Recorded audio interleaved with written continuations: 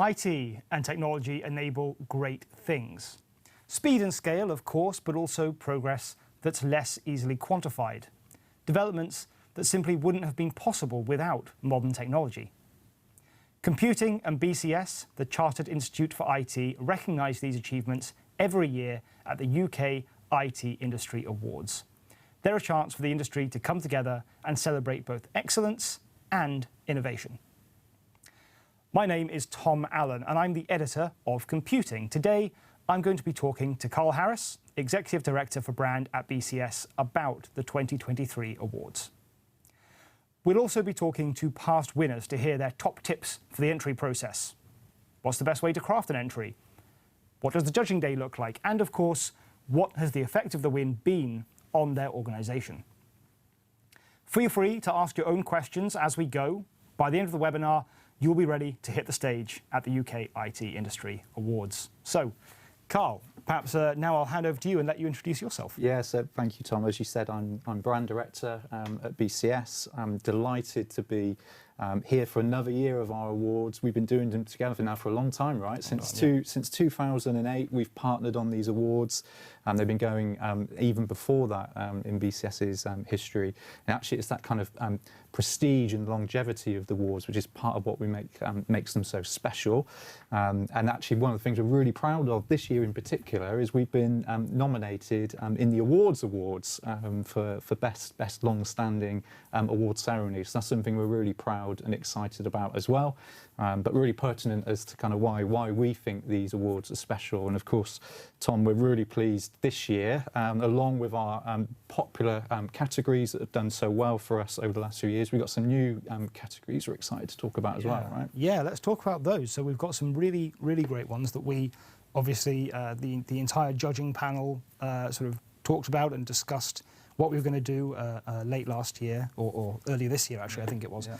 And decided on the new categories we'd be adding this year. So we were talking about this earlier, and they kind of fall into three main areas. There's technology, there's diversity, and there's green, and then also some new individual awards. So why don't we talk about some of the technology ones first? Yeah. So I think what's one of the things that we feel is really important, and of course, right at the moment, right now, of course, is AI, right? There's been no escaping AI across the media, in our profession, and so on. And in fact, we've had an AI award for some years, but I think we recognise a real key difference this year. The explosion of generative AI in particular, and we were chatting about this before the event, weren't we? We're expecting to see a lot of innovation this year, lots of kind of new types of projects, lots of new types of innovation, lots of kind of transformational pieces. And as a result of that, we've got a new redesign category to showcase those in particular. But of course, we're expecting to see a real AI flavour probably across a number of different categories this year. Yes, so the new AI categories, we've got AI Innovation of the Year and AI Project of the Year. So both of those are going to be looking at all sorts of AI. That's not just generative AI, of course, that's anything that could be sufficiently termed artificial intelligence, so to an extent machine learning, natural language processing, maybe even robotic process automation if it's a really sort of innovative use. And then, yeah, AI Project will be similar, but something that's physically in use in production today. So our entrants will need to set out what the problem was and how they're solving it and why they're solving it with AI. So yeah, those are going to be two really interesting categories. I can't wait to see what the entries are like for that one. So let's move on to these two are almost kind of linked because they're very sort of forward-looking strategic areas. So we've got firstly diversity. Yeah. So we've got three new categories about diversity. We've got two that you might expect to see. So that's Diversity, Equity and Inclusion Leader of the Year, and a special award for diversity, equity and inclusion. And then a really new category for us, which is the Accessible Technology Innovation of the Year. So talk to me about accessible technology. Yeah, well, both our organisations cover these topics extensively, right? It's something that we really passionately believe about. Diversity is so important for how we make sure that IT is good for society. And we already see it in all of the great submissions we've had over previous years, that there's enormous examples out there of great practice, of role models, of really inspirational stories, but we've never specifically called them out and celebrated as unique categories. And we think that's really important for us to do this year. And it's a similar thing that we've therefore got our new category as well around green technologies and sustainability. Again, this is, the existential crisis that faces our planet in terms of climate change. We know that digital has got an enormous role to play in how it can help solve that challenges through innovation in how we use data, to the technologies. And we know there are organisations and people out there that are doing amazing things with these. We've both done great case studies on this, and I think we're really looking forward to not just only showcasing those through the awards, but celebrating the fantastic achievements that are making the difference in this space. Yeah, absolutely. And as you say, both of our organisations, so BCS and Computing, are really passionate about this stuff. On Computing, we've got a dedicated sort of diversity hub, and we've got a dedicated green hub where we post lots of news, analysis, topics. I know BCS does something similar. So let's talk about the green stuff, shall we? So we've got Green Technology Innovation of the Year and a special award for sustainability. So with the Green Technology Innovation Award, we're really looking for anywhere that tech has been used for good, correct? So it could be something saving energy, saving resources, lowering carbon emissions, saving water. I know there are some companies who are building data centers using green steel. That would count. It's a really broad category, but also a very, very important one. And I'm really hoping that we see some fantastic entries for this. Yeah, there will be, and we know within that category as well, there'll also be great examples of where individuals have made a real difference, or they've been championing particular causes, they've been driving efficiencies. It could even be in coding practices, for example. A big emphasis on those. So yeah, something really exciting. We're looking forward to seeing what we'll get this year. Absolutely. And then finally, our other new individual awards that don't sort of neatly fall into tech, diversity or green. We've got Mentor of the Year and Security Professional of the Year. Now, you and I have been talking before this about security professionals specifically, because although we have had categories in the past for IT professionals, we've never specifically called out security. And it's such an important area of IT. No, that's right. We've got categories that recognise great innovation and great projects, but not individuals. And I think we recognise the cybersecurity domain in particular, and even information security specialists as one of the biggest growing domains. So we think this is the right time now to call out individual excellence within that domain too. And it's similar to the Mentor of the Year. And I think one of the things we were reflecting on as we looked at the success of last year, and we were reflecting on what we felt was missing from this year. We often hear through the stories of people's entries really inspiring individuals and role models who are making a difference inside projects or inside innovation initiatives. But we don't do anything to really call out and celebrate that really important mentoring role that people play. So I think that's why we felt this was an important addition this year. So we know that people within their organisations will have people who are doing amazing things to mentor others, either inside their organisation or outside, acting as role models for their kind of expertise and experience. And we'd love to hear those nominations and to be able to have them on our stage to celebrate as well. Certainly. Already, audience questions have been absolutely flooding in. We have so many already, which is fantastic. Thank you. So before I introduce the winners of last year's awards and our panel, I'll just go through a couple of them. One here is there are 3 categories that are a good fit for us. Would we stand a better chance focusing on one category or entering multiple? I mean, one of the things we really encourage actually is for people to enter in multiple categories if they feel that's right, but to personalise your entry for each, because the criteria is different, and we are looking for different things, not just across the 4 different categories of awards that we have, but within the awards themselves. So I think pay particular attention, we would say, to the criteria of each, and personalise your entry accordingly.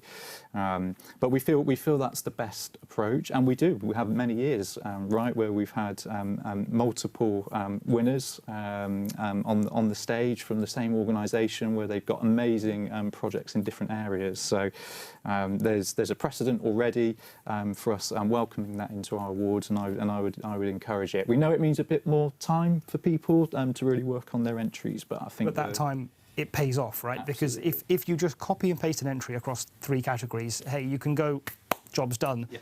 But the judges will know, like we will know about that. We can see it, and it's always better to sort of personalise that entry. Okay, so moving on.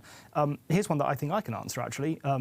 For the best place to work in IT category, is it better to focus on overall success of the company or internal efforts? So I was actually a judge on Best Place to Work in IT a few years ago, and I can tell you that focus on your internal efforts, but then how they have affected the success of the company. So what makes your company like a great place to work? What would attract someone to work in your company more than just, we have beanbag chairs? You know, go above and beyond. Tell me you're doing something a bit unusual. Tell me how that's affecting staff well-being and mental health. And then what the effect of that has been. Is that noticed by your clients and your suppliers? Have you won any new business from it? Or is it just that, hey, your staff are much more relaxed and you have a really low staff turnover? Stuff like that. Yeah, I agree. I think those important differentiators, we often see in these perhaps an overemphasis sometimes on the kind of sort of employee benefit stack, and we differentiate because we got all these amazing perks that maybe other organisations don't. I think in the UK IT Industry Awards, I think we're particularly interested in what makes your place special from a kind of a place to work for IT professionals in particular. So I think what are the initiatives that really help, what are the things that help foster innovation, what gets great ideas going, what gets people out of bed in the morning to come and work in your organisation. Those are the things I think are going to really help your application stand out in that category. So maybe just one more question before we go over to the panel. Very simple one. Do you accept video submissions? Is the question. So we have, as part of the entry, people can attach additional things. So they might submit a video case study. One of the things that we're really proud about with our awards that we think sets them apart is we do have a 2-stage process. So the first stage is your written submission and any additional documents, which might include a piece to video, and we've had those in the past. But a really important part is the second stage process for the finalists, where they're put in front of judges, and that's a real opportunity in person, although we do it remotely, so sort of in person, hybrid in person. Ever since 2020, we used to do it in person. Yeah, we used to do it as a physical in person, but that's also a great opportunity as well for you to be present in front of the judges, to answer their questions directly, and of course that's much better done as a people thing rather than a pre-record. Yeah. So we've got loads of other questions. Some of them are should really be specifically asked to people who have entered the awards. So let's now bring in our panel. So we've got Jill Friend and Mila Mazilu. So Mila is Principal Programme Controls Manager for Network Rail's Wales and Western region, which was the winner of IT Project Team of the Year 2022. And Jill is the Head of Communications at Digital Health and Care Wales, which was winner of Best Place to Work in IT 2022. So we've just been talking about that category. So Jill, Mila, thanks so much for joining us. I think perhaps I'll start with Jill. Maybe you can just introduce yourself, and then also give us maybe just some of your top tips on what really made your entry stand out. What makes a great entry for the industry awards? Hi, well, thank you for inviting me today. I'm really pleased to be here. I think actually you touched on, if you like, sort of some of the criteria that we've used when entering the best place to work in IT. So what I've tried to do in the past is talk about the benefits of working for our own organization, but also get across some of the innovative and really important pieces of technology that we're introducing to NHS Wales.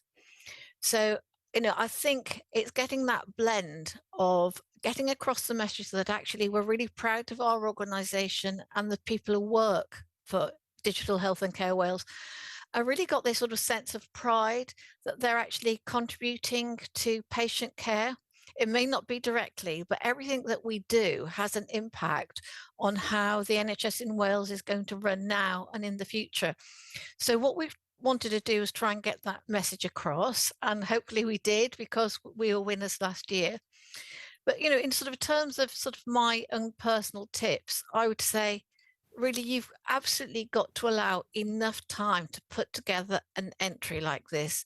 You can't do it the day before. You actually have to allow quite a lot of time. You need to plan, need to research, you need to bring lots of different information together. And then the next thing is, when you're doing the written entry, is to write very simply and clearly. Think about your audience. Think about the judges. They mostly don't really know anything about your organization or what you're doing. So you've got to be as clear as you possibly can, do the usual things, avoid jargon, avoid acronyms wherever you can, and just sort of set out what is effectively your story. So you need to tell your story, you need to inspire people and capture the sort of the sense that is actually present within your organization. So they really my sort of top tips for how you approach it. Great. And I think that's an excellent point there, Jill, about writing simply and clearly and concisely. I know when I'm reading through the entries, they are fantastic, but some of them are obviously very, very wordy, and the judges have very little time sometimes, so we need to get through these things. So if you can make it, don't worry about hitting the word count, treat it as a word limit, not a target, I would say. Mila, perhaps we'll come to you and ask you for the same thing. What are your top tips? Well, there's not that much that I can add, really. I think you really hit the nail on the head. Having good plain language submissions, I think, is really important. I guess be honest. Try and expose the great parts of what you're doing, but also don't be shy about outlining the areas where there have been challenges in deploying some of the projects that you've worked on, because that can often just show that these are not straightforward activities, they're not straightforward projects to do, but pushing through is extremely valuable. So be honest about the successes and the challenges that you're facing. Really focus on that plain language that will be obvious and understandable by everyone. And for our particular entry, because it was a team-focused entry, one of the things that I felt was really important was to really highlight the successes of the team members who work for me, because they are the ones who really made this happen. So if you are putting forward a team entry, really bring into evidence the contributions that everybody made as part of what made you a successful team. Excellent. Thanks for that. Mila. Maybe you could, because you entered and you attended the judging day last year. So maybe I'll stay with you then, Mila, and ask you for your tips for the judging day. What are some best practices when you're preparing to speak to the judges and when you're actually talking to them? We were actually part of two categories. We won the IT Project Team of the Year, and we came highly commended in the Public Sector Project of the Year last year. So we had the pleasure of going through two review days and two interviews, and we to some extent we felt that the second one would be a lot more straightforward than the first. It wasn't the case. The way we prepared for the session was to have a pitch, essentially, that we could shorten or lengthen depending on how the panel wished to undertake the interview. We were ready to share the information about our achievements, and the process was different for both of those categories. And so we had to prepare two different presentations. So the Public Sector Project of the Year category required one of the end users to be part of that interview process, which we hadn't anticipated, and we had to find somebody who was free at relatively shorter notice than we planned. So being prepared, having people who can come and support the interview process, I think is really important, and would be really helpful and something to consider proactively. And then just be ready to go and have a good conversation with the interviewers that you are going to speak with. It is meant to be a conversation and a two-way kind of process, and so going there with something that's too structured and too rigid will probably not help you very much, because it's much easier to have a two-way conversation with your interviewers. And that's what we did. We had a presentation which we could shorten or lengthen depending on how the interviewers wanted the talk to go, and we ended up being quite chatty in various parts of the interview process.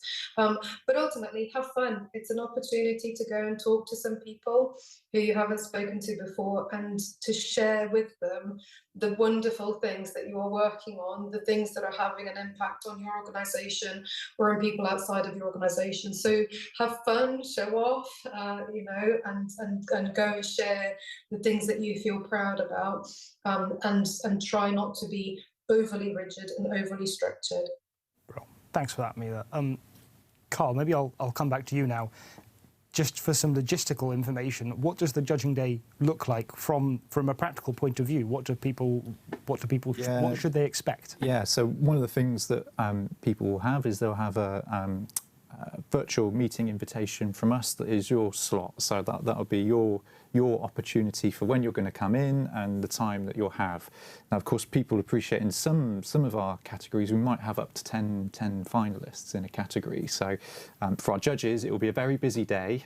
So for you, you'll have one appointment in your diary. For our judges, there'll be wall to wall all day. So I think as we just heard already, I think being prepared is going to be a really important part of that. Being ready to join the call on time.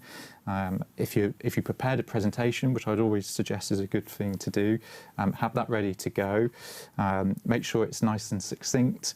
If Teams isn't your normal native environment, make sure you had a good opportunity to just practice and test with that first off, and all those little things that we stumble on, like taking ourselves off of mute and doing the screen share and all those things. Those are just good sensible things, right, to have in place. You'll meet the judges. The judges are your peers, essentially, and I think we work hard to make sure that there's a good alignment of judges to the category. So the judges will have experience in the domain that you're presenting. So you can tailor your content accordingly as well. You don't need to go over too much background with them. They will understand the domain that they're judging. Also, they're going to see other entries as well. But the other thing I'd say is judges are also enormously curious. It's great CPD for our judges too. So they're really interested in your project, and I think it's particularly important, I think, for your presentation. We usually give guidance somewhere between 10 and 15 minutes max, and that's to allow as much time as possible for the judges to ask questions. And I know they'll have lots, but we've both been judging for many years now. We are strictly instructed, right, that we must keep all the sessions to time. Keep a stopwatch in front of them. So sadly, we often run out of time to ask all the questions that we would like. So I think if people can maximise their time for that, it's great. We get to ask more questions, and obviously the more we can probe and understand someone's entry, better placed we are then to judge it and decide if it's worthy of winning the award. Yeah, I always find like a 50-50 split between presentation and Q&A is sort of the right time. Yeah, agreed. Yeah. Okay, excellent. Then let's talk about the night of the awards. What does that look like, Carl? I mean, the first thing to say is it's an incredible night's entertainment. It's a black tie. It's at the Evolution in London. If people have not been there, it's a great venue. We're usually housing over 1,000 people for dinner. You can expect a massive stage, great entertainment, a celebrity host for the evening as well that you will recognise. So last year we had Joel Dommett, famous Chris, of course, from things like The Masked Singer, and Joel was an amazing host for the evening. It's one of the other little added benefits, I suppose, for people on the night. If you win, you know, our celebrity host will be part of the presenting of the award. That opportunity for a photo just makes it that extra bit special. But I think you can expect a really good evening out. And I think one of the things, I think we've both felt this as well, is since the pandemic, there's almost a renewed appetite and enthusiasm for people to come and celebrate with their teams and colleagues. We almost don't do it so much now as we did sort of pre-pandemic. So there's a real celebratory atmosphere about the night. We're all there together to share in the success of the industry and those that are part of it. And it's a great entertainment. Even if you don't win, you'll have a wonderful night and you'll enjoy being in the company of your fellow colleagues who have all done amazing things for our profession. I'll admit I kind of threw you in at the deep end there, because asking, you know, what does it look like? Well, it looks like something different every year because we have a different theme every year. You know, we've had circus themes and wildlife and nature, all sorts of things, and it's always just such a fantastic. And the dodgems, right? I think one of our usual bits of entertainment is the dodgems, and actually those that go to the awards every year, you know when we're getting near the dodgems part of the night because they all go and start queuing. Yeah. So yeah, it's just great things that add to the kind of enjoyment of the evening. It is fantastic. Okay, let's go back to Jill and Mila here, because we've got more questions have come in, and I've got a specific one here that perhaps would be good for you, Jill.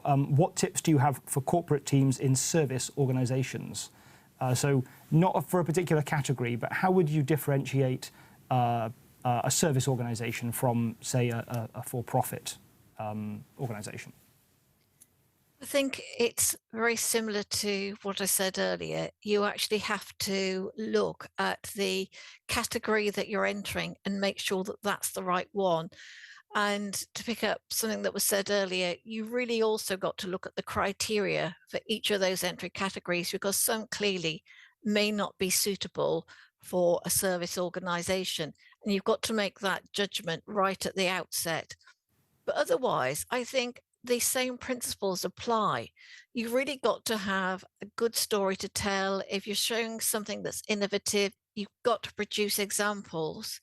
It's no use saying something's groundbreaking, but then you don't give a real example of how it's groundbreaking. So I think, again, it's just going always back to the basics of what you're trying to say. What is your key message? What do you want people to understand? And, you know, finally, just making sure that you are entering that right category. Absolutely. Thank you for that, Jill. Another question here, maybe this is one for Mila. With limited word limits or word counts, what stands out? A description of a task or an assessed KPI improvement? What did you go for, Mila? That sounds like a question to ask the interviewers. I'm sure they'd give you a far better answer than I can. I think what we really focused on is the impact of the work. So we didn't discuss the technical solution, you know, or the tech part of it nearly so much as we did the impact that the work we did had. But I would love to know what the interviewers think, actually, because they may well have a different view on what's best to include when you've got a very limited word count. But certainly our focus was on looking at the impact of our work, looking at the impact of the team and how we maximised return on investment, how we looked at making it something that was fit for purpose, and it was about the how and not so much about the what. But maybe I'll turn this back to you and just see if on an interviewer's side, actually, you would like to see more about the technical solutions that people are coming up with. Yeah, my computer has decided to open a Windows pop-up right in the middle of my screen, and I can't see the questions anymore. Oh, here we are. So the question was, with limited word count, what stands out? Description of task or an assessed KPI improvement. So for me, I'd say both. Yeah, yeah. You have to set out the task first, and then you have to say exactly. Then I always find it helpful to have quantitative data to say, this was where we were, this is where we are now. No, I agree. I know it feels a bit of a cop-out to say, well, we need a bit of a blend of both, but of course that's what the judges will be looking for. But I would come back again to the criteria point. So I think the criteria will give a lot of kind of steer and guidance as to particular things. So in some categories, ROI will be one of the components that we're looking at. So there'll be specific questions about ROI. So if you're thinking about how am I going to get all of this in, well, if you know in your category there's an ROI section, then go to town on the ROI bit when it comes to those things. And it gives you a bit more flexibility to some other bits. But yeah, we are looking for a blend of those things. I really like what Millie said about impact. I mean, I think any way that you can demonstrate that or evidence that through your outcomes is going to be a real powerful way of demonstrating to the judges that the thing that you've done is truly excellent, which is, of course, what the awards is looking to celebrate. Absolutely. Let's go to back to Jill. We talked a few days ago about the effect on your organisation. So maybe if you could talk about that a little bit. What has the effect been of the win on the NHS? Your particular part of the NHS, I should say.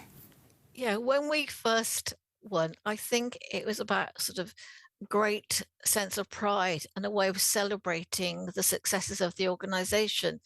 And there was generally a sort of a feeling that this was a win for everybody because people make the organisation the best place to work. So we do have, lots of flexible working schemes. We have lots of ways of supporting staff. We have career development programs. We have lots of training, but ultimately it's about the culture, it's about the vision and the values. And I think that when we won this award is that really that was, if you like, almost sort of like an official sort of stamp of approval that yes, we are actually doing this right, and that what we all sort of feel is actually something that we can really be proud of and shout about. In terms of our organisation, we're not actually going out to use it to increase sales, but certainly I think it's very good in terms of raising brand awareness of who we are and what we do. Wales is sometimes placed sort of into a sort of secondary position when it comes to what's happening in England.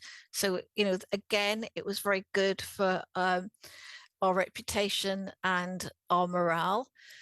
It has also been really useful in terms of recruitment, because as you all know, we're still in a very competitive market.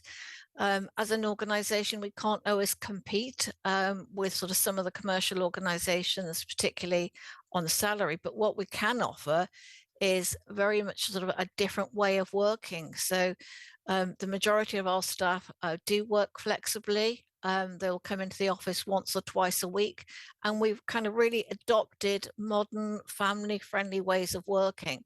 And this, again, has been a way of endorsing that and getting that message out there.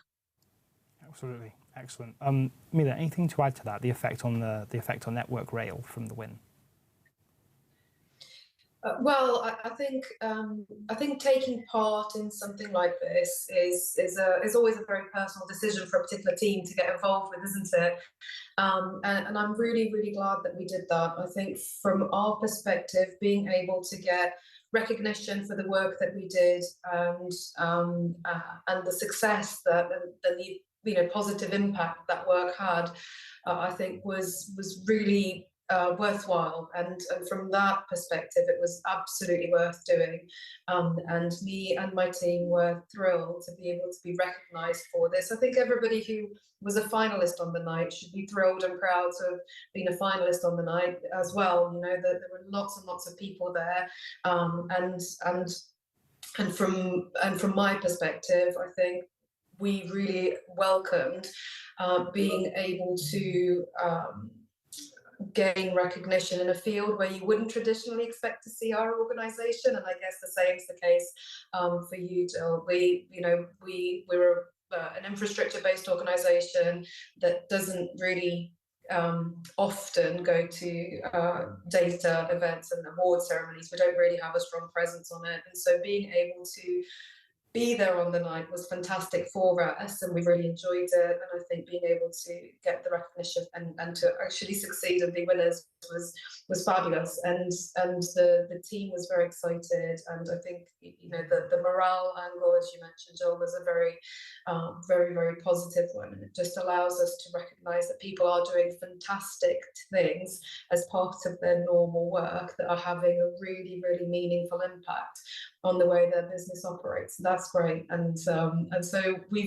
it's had a fantastic impact on us as individuals. And I think it also allows us to sort of hold our heads up high as an organisation and say we can do some of this stuff. We can do it quite well, and that's a good thing. Yeah, well, you were a winner, so yeah, quite well is maybe an understatement. Thank you. So I've got one more question for the both of you, and Mila, let's stay with you. What makes the IT Awards, the UK IT Awards, special? Why did you choose to enter these ones specifically? Well, excuse me, I think I saw somewhere that it was written as the Oscars of the IT world, and I'm never going to get to the real Oscars, so I thought I'll go for these because they're the closest I'm likely to get. I think from my perspective, I think the fact that they are there is such a close connection with the British Computing Society, with the BCS, I think for us was really important. Where we work is in the project arm, the capital delivery arm of our organisation. So we've got a very strong project background, and we've got very strong alignment to our professional association, which is the Association for Project Management. We really value that kind of link with the professional association. So when we saw the awards were, you know, the BCS, the UK IT Industry Awards, the BCS Awards for us was absolutely fantastic opportunity to be part of an awards ceremony that has a very well-known, very respected professional institution behind it, and that for us was extremely appealing, and it gave us a lot of satisfaction on the night, plus the fact that, you know, it is the Oscars of the sort of IT awards ceremonies, and for us that was just a nice extra. Brilliant. I can actually see Carl's ego inflating as you spoke. Jill, perhaps the same question to you there. What was it that made you choose the UK IT Industry Awards to enter? I can really only echo what Mila has said. The BCS is really an organisation that represents the UK IT industry. So, you know, what better place to start? I know that we also have very strong links as an organisation with the BCS. So when you're looking at which awards to go for, and there are so many now out on the market for you to choose from, is, you know, let's go for what we consider to be, if you like, the gold standard of awards. So for us, it was sort of a straightforward choice to actually enter. Brilliant. Jill, Mila, that's coming up to our time limit, but thank you so much for joining us today. And hopefully we'll see you again at the 2023 awards. Thank you very much. Thank you. Carl, I've got a lot more questions here, which perhaps you and I should answer, but we're going to try and get through them very quickly. Okay. So, for Project of the Year awards, does the project need to be completed by a certain date? So we do prefer that they are. So I know our moderator, he's in my ear now. I can sense him talking to me to say there must be a clear beginning, middle, and end. But of course, I think we recognise and understand, of course, in particularly in the world of IT projects, you know, they're usually, particularly in the agile world, you know, multi-phased, iterative, and so on. So, do they need to have an absolutely hard no? But I think what we are definitely looking for, though, is a very clear set of milestones. So, an example of maybe not a good entry would be, you know, a project is only just initiated and we haven't been able to see the impact or outcomes yet. But I think if you've got projects that have started to deliver outcomes and benefits, those are the ones that we want to see. When entering a project award, I'd always just say remember two words, and they're measurable outcomes. Yeah. Right. Okay. This is a very open-ended question, but let's try it. what distinguishes a winning case to one not considered for nomination? So basically, how do you get through the shortlisting process? Yeah, and it's a really difficult one, that, right? Because of course, you know, some of our categories are we have some enormously popular ones, and there'll be lots of entries. I think spending the time to really look at the criteria and make sure you've got your evidence points, you've got these outcomes that we keep talking about. Those are really important.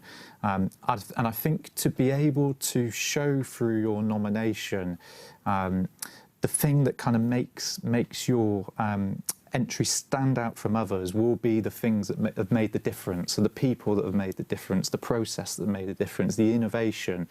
I think too often people can fall into the trap of wanting to tell the entire story, so the background to the organisation and where you've come from and the journey you've been on. And I think take the time to really think about what the category is and what we're looking for, and I think it will put you in good stead. I mean, what your thoughts as well on that? Well, I would certainly say look at the criteria for entry. So in every case, go to the UKIT Awards website page. Every single category has criteria for entry, the things the judges are going to be looking for. Pay attention to those, write your entry with those in mind.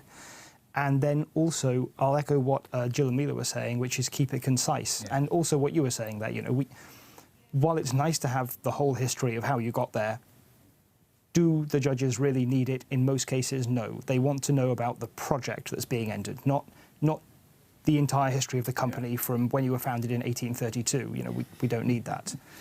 So keep it concise. Set out exactly what the problem is and how you solved it early on, and then fill in the details later on. And that's always good to sort of get through shortlisting. Okay. Can I nominate myself for an award, or should I ask someone else to nominate me? You can nominate yourself. That's absolutely fine. When applying for an individual award, should the application be in first person? Similar. Either third person or first person. Yeah, we see stars of both, and both are fine, actually. Can a award be given to two companies working on the same project? Yes, we have that many times. Yes. So partners are absolutely fine. This one's larger. What tips would you give a potential candidate entering Apprentice of the Year? Yeah, so Apprentice of the Year is one of our really popular ones. I mean, I think in any individual category, they're obviously very different to our other categories, and I think one of the things to really focus on there is the difference that you've been able to show either in your development, your approach, particular relationships that you've been able to build. I mean, we would expect, of course, almost as a kind of anyone that's coming into that particular category, you know, we know they're going to have done really well on their apprenticeship, and they've probably had a successful outcome or are working towards a successful outcome. We wouldn't get the entry otherwise. So I think we're looking at the kind of above and beyond what they've done as part of their apprenticeship. So I think if they've been involved in driving other initiatives, activities, all those sorts of things are going to really help make someone stand out. A way that you've stood out from the crowd, that you're not just doing the job that's in front of you, that you are going the extra mile. Yeah, absolutely. Let's see. A few questions about people who have relocated to the UK. So do you have to have lived in the UK for X amount of time before entering the awards? No. So you are, as long as you are doing a project that involves the UK in some way, you're absolutely fine to enter the UK IT Industry Awards. Let's see. What other questions have we not answered here? Can we add pictures with submissions? Yes. Easy question. And then I'll finally ask, there's one more question here, which is, and we don't need to go into specifics here, how many applications per category do you typically receive on average? Now, that varies massively by category and is slightly proprietary information. But we can say that there do tend to be a lot of entries for each category, especially certain ones. Public sector is always very popular. And then BCS Computing work on the shortlisting together, and we really, really narrow those down. Yeah, we to, do. You know, the top. We do. I mean, one of the really popular categories is the digital transformation category, and often I think where people miss an opportunity is they might have a really great security digital transformation, and they haven't entered it in the security category. They've put it in the digital transformation one. So I think that the question that we had at the beginning about considering multiple categories, I think that's a good way to look through it.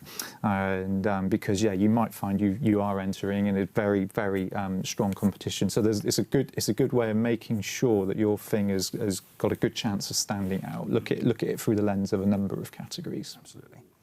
There's one other question here that I wanted to go to. How do you attract more women in tech to apply for the awards? And that's something I'm quite proud of, because we get a really healthy number of women in technology, as we just saw. Both Jill and Mila there, and we were going to have a third panelist who unfortunately was ill today, but that was Alina Timofeva. All of them women and previous winners of the 2022 awards. Yeah, and it was because our inspirational individual of the year, and I think this is part of what we want these awards to do, right? Is to help showcase and amplify the best of our profession. This is why we talked about the importance of diversity and inclusion in particular. These are a great way for us to show that. And we know the profession is making great strides on this, but it also has an enormously long way to go.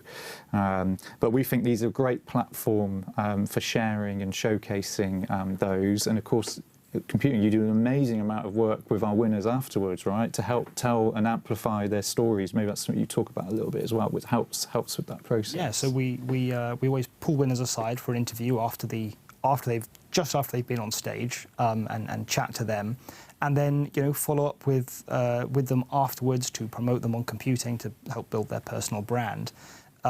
We also run, although not with BCS, we run the Women in Tech Awards as well. That comes up later in the year. That'll be in November. So those are always massively popular. It's just something that we are so passionate about here at Computing.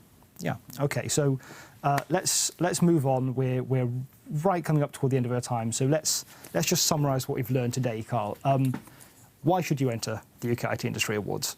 Well, I think it's touched on a few times already. I think I love that phrase where the Oscars of the IT industry, right? And I think we've used that phrase. It's great to hear other people saying it. We really believe that to be the case, and we know a lot of people enter because of that prestige and history. It's why we're up for the awards as well. So I think that's a really important thing for us. And as we were just touching on then, such an amazing platform to one, to celebrate and to share in that achievement. So it's a great way to bring everyone together and to share in the success and celebrate that.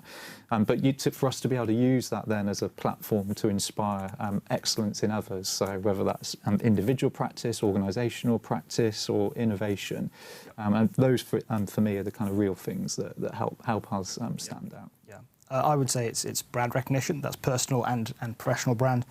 And then team motivation, as Jill was talking about there, and then also sometimes you unlock new business opportunities with a win as well. So I would say there's just a host of reasons to enter. Well, and we know as well, right, that retention and hiring IT talent is a major problem for many, right? And what great way to help with that process than to be able to say we're an award-winning organisation, whether that's best place to work, or we have the best apprentices, or we have the best innovators. It really helps with that too. Yeah. What the judges are looking for on the day. Now, obviously, Jill and Mila both talked about that. We're looking for clear, concise entries. They set out a clear problem and a solution. No waffle, so no marketing waffle, and sort of try and minimise the stuff that's not directly related to the criteria you're talking about. Yeah, criteria is king. We said, I don't know how many times we said criteria on the cover. That's so key, right? And particularly when you come to the judges, because the judges will have read your submission and they would have spent a lot of time looking at that, but they're really looking for that evidence of the criteria when it comes to that day. So yeah, your prep work on that is going to be really key. Absolutely. Okay, so the final point is what to expect on the night. I think one of the things just to expect is to have a real great time, right? And I think we touched on this in terms of that kind of post-pandemic effect. We don't as often now all come together as an industry, and it's a great event to come and celebrate with your teams. That's why I love the multiple entry thing as well, because if you can bring a range of different people from across your organisation to the night, you're all there to celebrate. It's kind of a nice unique environment in which to do that. Obviously, networking opportunities as well, great. But most of all, it's a kind of a memorable and a great time of year. So we host the ceremony in November, just before we get into the sort of crazy period of building up to Christmas and so on. So it's a great time of year to be able to go out and celebrate with your team and with everyone who's going to be there. Yeah, mid-November, just before the Christmas parties start. Yeah. Yeah. Perfectly timed. It is perfectly timed, almost like it was planned. Yeah, for me, it's a real chance for the industry to sort of let its hair down, just really enjoy themselves, blow off some steam from the year, and get some great networking and socialising in as well, and a chance to celebrate their achievements. Yeah. All right, brilliant. Well, that brings us to the end of our time together. Thank you so much for joining us. Thank you for all your questions as well. Good luck with your entries, and we hope to see you in Battersea this November for the 2023 UK IT Industry Awards.